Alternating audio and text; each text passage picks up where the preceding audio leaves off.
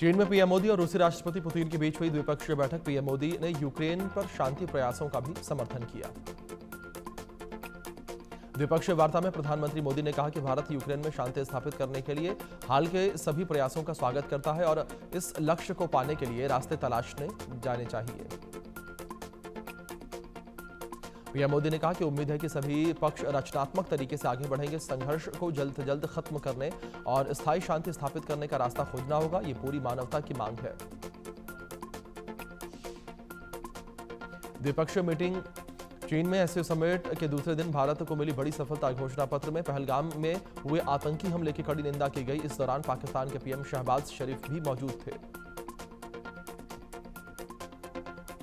घोषणा पत्र में कहा गया कि आतंकी हमले के अपराधियों, आयोजकों और उन्हें समर्थन देने वालों को सजा दिलाना जरूरी। आतंक को बर्दाश्त नहीं किया जा सकता। एससीओ समिट में शामिल हुए प्रधानमंत्री नरेंद्र मोदी बैठक को संबोधित करते हुए आतंकवाद को दुनिया के लिए खतरा बताया। पहलगाम हमले का जिक्र भी किया। पीएम मोदी ने कहा कि भारत पिछले 4 दशकों से आतंकवाद का दंश झेल रहा। हाल ही में हमने पहलगाम में आतंकवाद का घिनौना रूप देखा। पीएम मोदी ने कहा कि सुरक्षा, शांति और स्थिरता किसी भी देश के विकास का आधार है, लेकिन आतंकवाद, अलगाववाद और उग्रवाद मानवता के लिए बड़ी चुनौती। पहलगाम हमले की चर्चा करते पीएम मोदी ने पाकिस्तान को लताड़ा। कहा कि आतंकवाद के हर रंग का विरोध करना होगा। साथ ही चीन की तरफ इशारा करते हुए कहा कि आतंकवाद का दोहरा रवैया नहीं चलेगा। पीएम मोदी ने आतंक के खिलाफ खड़े होने वाले देशों का आभार जताया। कहा, इस दुख की घड़ी में जो मित्र देश हमारे साथ खड़े रहे हैं, उनका आभार व्यक्त करता हूं। पीएम मोदी ने एससीओ सम्मेलन में संबोधन पर बात करते हुए कहा कि आज भारत रिफॉर्म, परफॉर्म और ट्रांसफॉर्म के मूल मंत्र के साथ आगे बढ़ रहा। हमने हर चुनौती को अवसर में बदलने की कोशिश की। पीएम मोदी ने कहा कि भारत ने एससीओ में एक सकारात्मक भूमिका निभाई है। उन्होंने संगठन के लिए भारत की सोच और नीति को 3 स्तंभों पर आधारित बताया। पीएम मोदी ने कनेक्टिविटी बढ़ाने पर जोर दिया। कहा, भारत का मानना है कि मजबूत कनेक्टिविटी सिर्फ व्यापार ही नहीं बल्कि विश्वास और विकास के दरवाजे भी खोलती है। हर कनेक्टिविटी के प्रयास में संप्रभुता और क्षेत्रीय अखंडता का सम्मान होना चाहिए।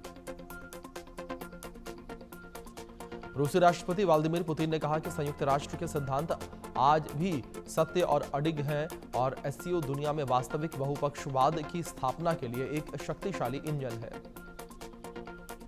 पुतिन ने कहा कि यूक्रेन संकट के मूल कारणों को समाप्त किया जाना चाहिए और सुरक्षा क्षेत्र में संतुलन बहाल किया जाना चाहिए। यूक्रेन संकट को सुलझाने में चीन, भारत और अन्य साझेदार देशों के प्रयासों को बेहद महत्व देते हैं।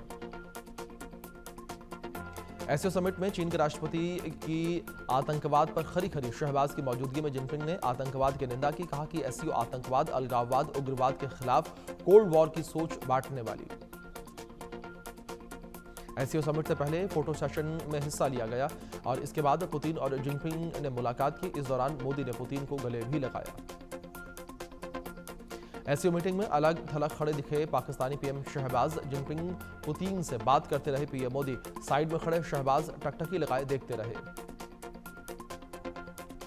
टैरिफ वॉर के बीच ट्रंप का पोस्ट लिखा, भारत ने हम पर ज्यादा टैरिफ लगाए थे। भारत तेल और रक्षा सामान रूस से खरीदता है, अमेरिका से नहीं।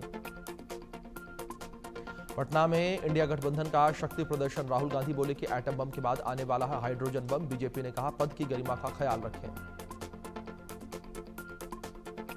गृह मंत्री अमित शाह पर विवादित बयान देने के बाद हुआ महुआ। मोहित्रा ने सफाई दी, बोली कि मूर्खों को मुहावरा समझ नहीं आता। हेड्स विल रोल का मतलब होता है कि जवाबदेही तय करना होता है। यूपी के बुंदेलखंड पैकेज में 3 करोड़ 16 लाख रुपए की धांधली। मंडी परिषद के 6 पूर्व अफसरों पर रिपोर्ट दर्ज। उप निदेशक निर्माण महेश कुमार खरे ने दर्ज करवाया मुकदमा। भोपाल क्राइम ब्रांच की बड़ी कार्रवाई। यूपी से सटे हुए टीकमगढ़ जिले में छापेमारी। अवैध हथियारों की फैक्ट्री का खुलासा हुआ। यूपी के कुशीनगर में पुलिस और बदमाशों के बीच मुठभेड़। 25,000 रुपए के 2 इनामी बदमाश घायल। स्कूल कॉलेज के बाहर लड़कियों से छेड़खानी और लव जिहाद की घटनाओं में थे शामिल। भोपाल के पिचर्स क्लब में बाउंसरों की गुंडागर्दी। गेस्ट के साथ मारपीट करते दिखी महिला बाउंसर। बीजेपी नेता बताया जा रहा है क्लब का ऑनर। मेरठ पुलिस लाइंस में सरकारी क्वार्टर की छत गिरने से हादसा, एक ही परिवार के 6 लोगों के घायल होने की खबर, पुलिस ने सभी को बाहर निकाला। हिमाचल प्रदेश के हमीरपुर में जमीन धंसने से 4 मकान जमीन-ओ-जद हो गए, कई घरों में दरारें आ गई, जमीन 50 फीट नीचे धंसने के बाद लोगों में दहशत। भोपाल में मछली मार्केट के सामुदायिक भवन में धंसी जमीन, 6 महिलाएं घायल, जमीन धंसने के बाद करीब 10 फीट का हुआ गड्ढा। जम्मू कश्मीर के पुंछ में आतंकियों से मुठभेड़, बालाकोट सेक्टर में फायरिंग जारी, सेना ने घेराबंदी करके तलाशी शुरू की। जम्मू कश्मीर के कुपवाड़ा में आतंकी साजिश नाकाम, रेशवरी इलाके में भारी मात्रा में हथियार गोला बारूद बरामद, पुलिस बीएसएफ को साझा ऑपरेशन के दौरान सफलता मिली। दिल्ली के नंदू गैंग के बदमाशों का एनकाउंटर, 2 शूटर के पैर में गोली लगी, दोनों गिरफ्तार। मध्य प्रदेश के रायसेन में खेत में 8 फीट लंबा अजगर देखने को मिला, हड़कंप मच गया, वन विभाग की टीम ने कई घंटों की मशक्कत के बाद रेस्क्यू किया। पंजाब में बारिश, बाढ़ ने मचाई तबाही, 9 जिलों के 1000 से ज्यादा गांव बाढ़ की चपेट में आए, किसानों की फसलें बर्बाद, लोग परेशान।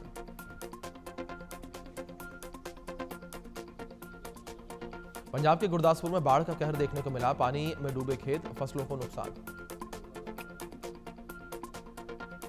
पंजाब में बाढ़ से बिगड़ते हालात, 3 लाख एकड़ जमीन आई बाढ़ की चपेट में, एडिशनल चीफ सेक्रेटरी अनुराग वर्मा ने फिरोजपुर में बाढ़ प्रभावित गांवों का दौरा किया। जम्मू कश्मीर में भारी बारिश के बाद उफान पर नदी नाले, जलस्तर बढ़ने के बाद चिनाब नदी पर बना सलाला बांध के गेट खोले गए।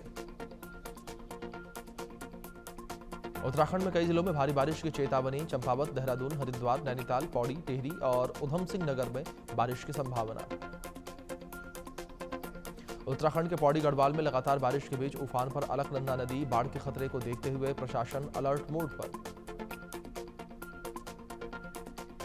उत्तराखंड में पहाड़ों पर लगातार हो रही बारिश के चलते गंगा का जलस्तर खतरे के निशान के पार, ऋषिकेश और हरिद्वार में निचले इलाकों में खतरा बढ़ा, आसपास के लोगों को सुरक्षित जगह पर जाने के लिए कहा गया। हिमाचल प्रदेश के मनाली में कई हिस्सों में भारी बारिश, नदी नालों का जलस्तर बढ़ा। हरियाणा के पंचकुला में मूसलाधार बारिश, घग्गर नदी सहित कई नदियां उफान पर, बरसाती नाले भी उफान पर, लोगों को सावधानी बरतने की अपील की गई। राजस्थान के श्रीमाधोपुर में मूसलाधार बारिश से सड़कें बनी दरियां, गलियों में पानी भरने की वजह से लोगों की परेशानी बढ़ी।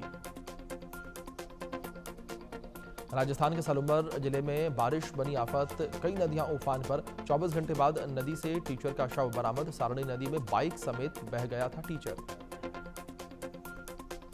जयपुर में झमाझम बारिश से मौसम हुआ सुहावना, बारिश से कई जगहों पर जलभराव, लोगों को निकलने में हो रही है परेशानी।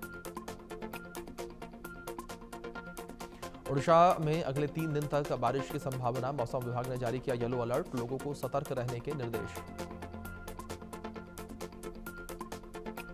अमेरिकी राष्ट्रपति ट्रंप ने जापान पर अमेरिकी चावल खरीदने का दबाव बनाया, नाराज जापानी डेलीगेशन ने दौरा रद्द किया, भारत पर भी मांसाहारी दूध खरीदने का दबाव था।